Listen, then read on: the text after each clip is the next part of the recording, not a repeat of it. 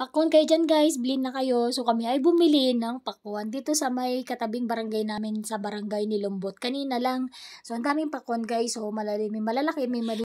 Tapos ang kagandahan dito kasi yung per kilo nila is 20 pesos lang. So kung gaano ka bigat yung isang malaking pakwan na yan ay malalaman natin dahil ako ay bumili ng 2 piraso. So si ate ay pumili siya. Sabi ko yung hinog na para hindi lugi at masarap naman yung kain kapag ka talagang matamis yung napili na pakwan. So, mura na to kasi 20 pesos ang kilo. Compare sa Laguna na ang kilo ng pakwan ay umabot yata ng 80 pesos per kilo. So, yan ay 7.5. So, sabi ni ate 150 pesos na lang daw yan.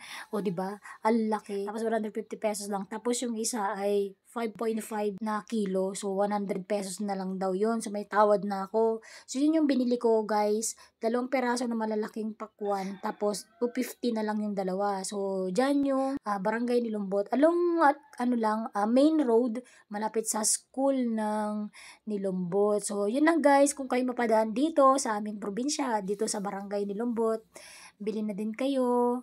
Bye!